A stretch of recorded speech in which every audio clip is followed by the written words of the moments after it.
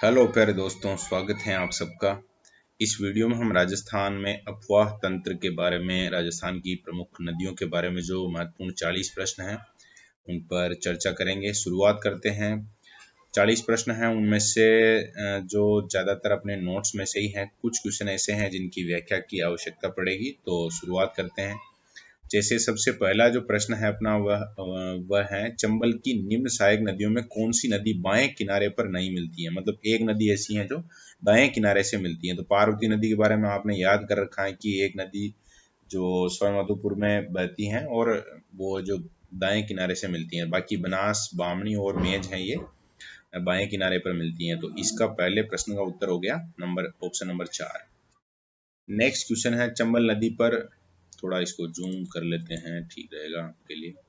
चंबल नदी पर मुहाने से उद्गम की ओर बांधों का सही क्रम। मतलब पहले पहले नंबर पे जैसे गांधी सागर है, या फिर मुहाने से उद्गम की ओर है। तो जब भी उद्गम की ओर से अगर होता तो सबसे पहले नंबर पे गांधी सागर आ जाता। यहाँ से मुहाने की बात की जा रही है, यानी जहाँ ये नदी है जो यमुना नदी में मिलती है, या उस तरफ से एंटी साइड निकलने की उससे। तो कोटा बैराज हम जानते हैं कि सबसे लास्ट में है, फिर जवाहर सागर है, फिर राणा प्रताप सागर है चित्तौड़गढ़ में, और जो मंदसौर है वहां पर गांधी सागर। तो जो ऑप्शन नंबर 3 है वो यहाँ पर सही उत्तर हो जाएगा। थोड़ा सा प्रश्न को समझने का प्रयास करना है। यहाँ मुहाने से उद्गम की बात कही गई है। अगर उद्गम से मुहाने की बात होती तो फिर जो पहला ऑप्शन था वो सही हो जाता। तो यहाँ पर जो सही ऑप्शन है वो है अपना जो तीसरा ऑप्शन है वो। नेक्स्ट क्वेश्चन है, सहायक नदियों के संबंध में निम्न में से कौन सा युग्म सुमेलित नहीं है। मतलब कौन सी नदी है वो उसकी सहायक नदी नहीं है, इस तरह से। तो जैसे माही है, माही की चाप नदी है बिल्कुल। काली सिंध की चंद्रभागा भी है। बनास की सागी नहीं है, बनास की जो सहायक नदियां हैं उसमें सागी नहीं आती है। बाकी पार्वती की बैंतली है। तो जो प्रमुख नदियां हैं उनको और उनकी सहायक नदियों को आपको याद रखना रहेगा। जनरली कोई स्टूडेंट इनको याद रखता नहीं है। अगर आप याद करते हैं तो फिर आप एकदम अलग लेवल पर आपकी तैयारी को पाएंगे। चौथा क्वेश्चन है, झालावाड़ में मनोहर थाना का किला किन दो नदियों के संगम पर बना हुआ है। तो मनोहर थाना किला के बारे में हमने वैसे नदियों में पढ़ा नहीं है, लेकिन अब आपको याद रखना है। एक नदी है परवन और एक है काली खाड़। ये दो नदियां हैं, इनका जो मुहाना है वहां पर मनोहर थाना किला बना हुआ है। वैसे भी कोई विद्यार्थी अगर प्रयास करना चाहे, जैसे कि माही की बात आ गई है, तो झालावाड़ में माही बहती नहीं है, फिर यहाँ पर भी है तो ये कट जाएगा।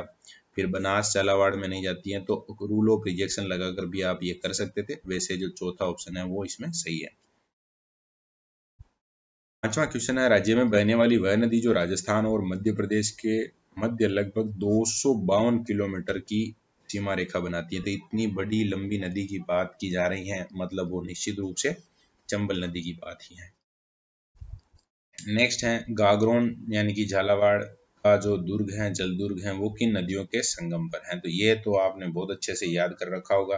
काली सिंधु और आहू के बारे में हम पढ़ते हैं। ये जो दूसरा ऑप्शन है वहां पर काली सिंधु और आहू, तो दूसरा ऑप्शन सही हो जाएगा इसमें। राजस्थान के किस संभाग में सर्वाधिक नदियां बहती हैं। सबसे ज्यादा नदियों वाला संभाग हम पढ़ चुके हैं, कोटा है, और जिले की बात करें तो वो चित्तौड़ है। आगे बात करते हैं, किस नदी का उद्गम स्थल उदयनाथ की पहाड़ियों से है। मतलब उदयनाथ की पहाड़ियों से निकलने वाली नदी रूपारेल के बारे में यहाँ प्रश्न पूछा है। ऑप्शन नंबर 4 में लिखा हुआ रूपारेल का नाम, तो चौथा ऑप्शन इसका सही हो जाएगा।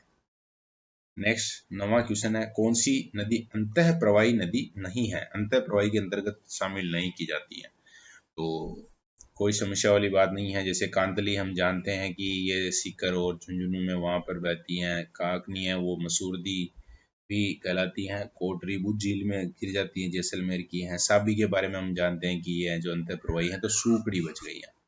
और इसका मतलब हो गया कि तीसरा ऑप्शन इसका सही उत्तर है। नेक्स्ट क्वेश्चन 10वां है, वह नदी जिसका उद्गम मध्य प्रदेश से होता है और वह अपना जल है वो खंबात की खाड़ी में उड़ेलती है।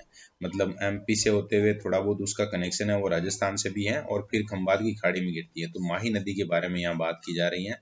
माही नदी है वो, उसका उद्गम है जो मध्य प्रदेश से होता है, फिर वो राजस्थान में प्रवेश करती है, कर्क रेखा को 2 बार काटती हैं, और उसके बाद खंबात की खाड़ी में गिरती है। इस तरह से आपको याद रखना है। नेक्स्ट बात करते हैं, कौन सी नदी सवाई माधोपुर जिले में नहीं बहती है। मतलब सवाई माधोपुर में नहीं जाने वाली नदी के बारे में पूछा गया है। तो यहाँ सवाई माधोपुर में बनास तो बहती हैं बिल्कुल, मोरेल भी बहती हैं। गंभीर और गंभीरी में से आपको चुनना था तो गंभीरी ये चित्तौड़गढ़ की है, मतलब चौथा ऑप्शन आपका सही हो जाएगा, गंभीर तो बहती है। 12वां क्वेश्चन है, कौन सी नदी डूंगरपुर बांसवाड़ा के बीच सीमा बनाते हुए बहती है? यानी डूंगरपुर बांसवाड़ा के मध्य जो माही नदी की द्वारा सीमा बनाई जाती है, वो प्रश्न यहाँ पूछना चाह रहा है। तीसरा ऑप्शन इसका सही उत्तर हो जाएगा। नेक्स्ट क्वेश्चन है 13 नंबर, कोठारी नदी का उद्गम स्थल। तो कोठारी नदी का उद्गम स्थल खूब ही बार आपने पढ़ा है, दिवेर की जो पहाड़ियां हैं वहां से कोठारी नदी का उद्गम होता है।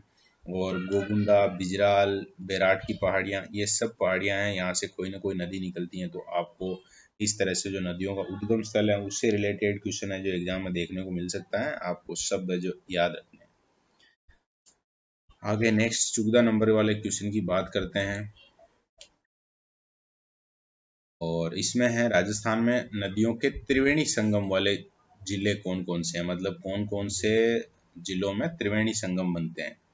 तो जैसे भीलवाड़ा तो नंबर 1 है, भीलवाड़ा हम जानते हैं क्योंकि हमारा जिला है, तो यहाँ पर इसका मतलब भीलवाड़ा यहाँ पर भी है। इसके अलावा सवाई माधोपुर नहीं है, त्रिवेणी संगम वाले जिले भीलवाड़ा हैं।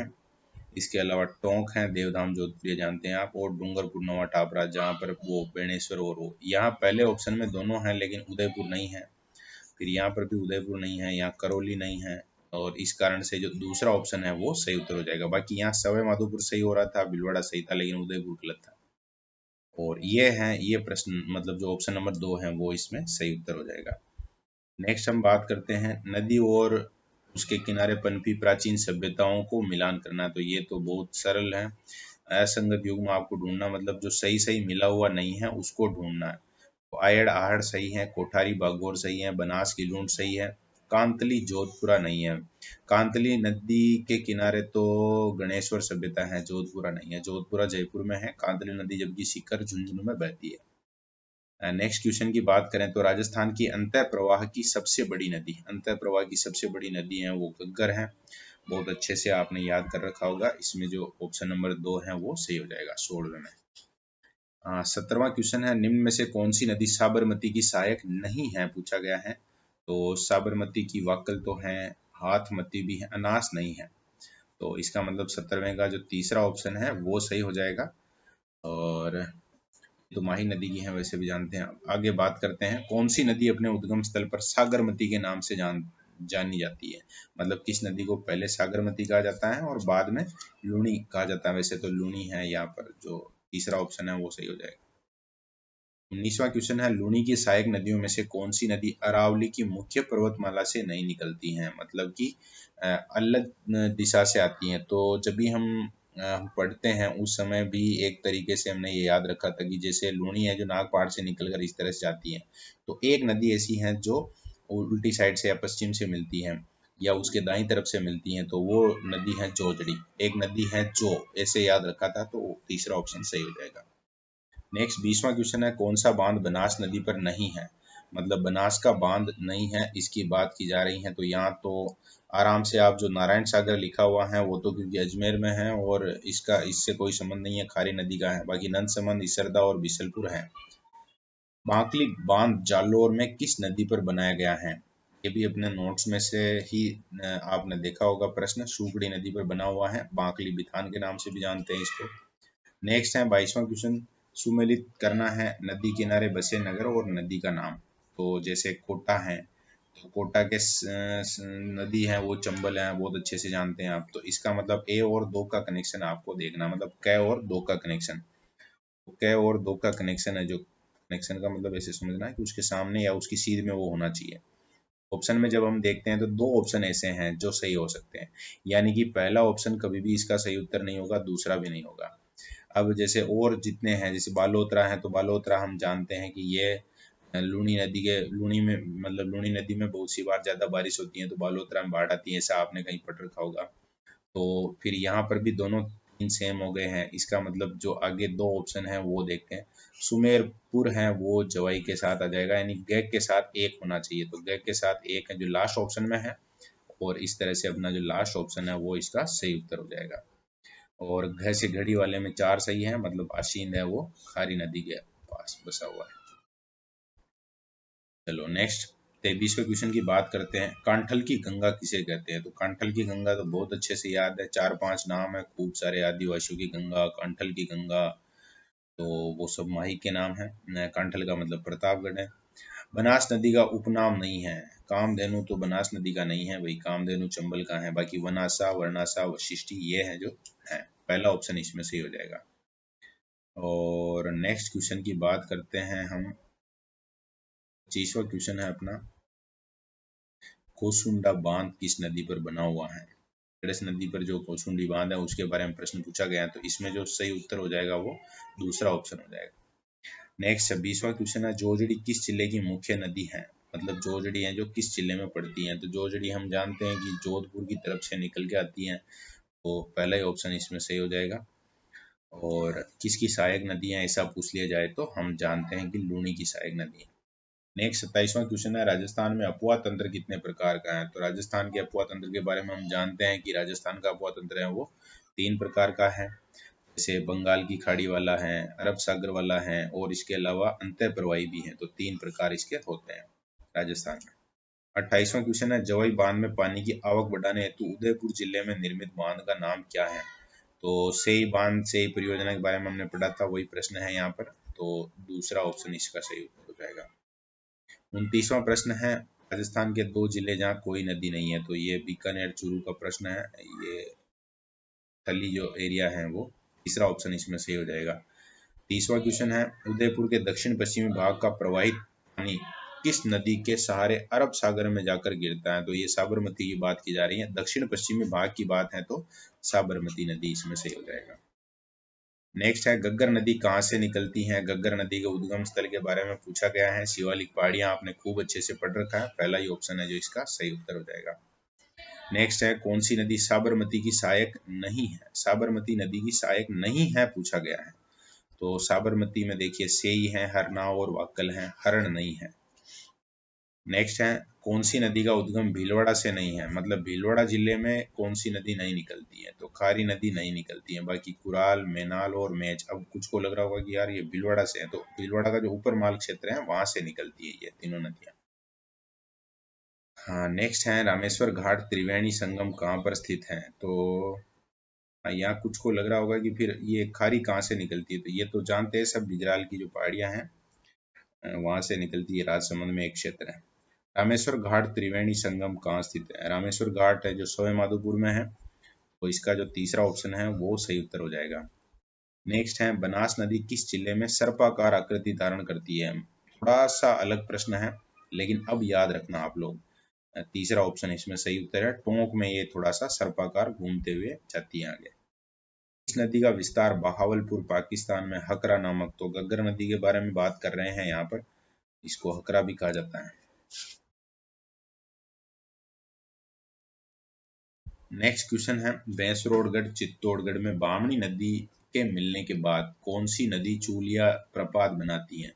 तो चंबल नदी पर जो चूलिया जलप्रपात है उसके बारे में बात की जा रही है, जो राजस्थान का सबसे ऊंचा भी है, तीसरा ऑप्शन इसका सही उत्तर हो जाएगा। 56 के मैदान का निर्माण कौन सी नदी करती है? तो माही नदी है वो बहती है वहां पर, तो निश्चित रूप से वही इसका उत्तर भी होगा। और नेक्स्ट 38 के बाद 39वें क्वेश्चन की बात करते हैं। 39वां क्वेश्चन है, मध्य प्रदेश के धार जिले यानी अमरोरू जो जगह है से विंध्याचल की पहाड़ियों में मेहत झील से किस नदी का उद्गम होता है? भाई बिल्कुल सरल तरीके से भी पूछा जा सकता था, लेकिन बढ़िया है, जबरदस्त क्वेश्चन बनाया गया है। अब आपको ऐसे माही का उद्गम स्थल है वो याद रह जाएगा। और लास्ट क्वेश्चन है अपना 40वां, कौन सी नदी सीकर व झुंझुनू में बहने के बाद चूरू की सीमा पर जाकर विलुप्त हो जाती है?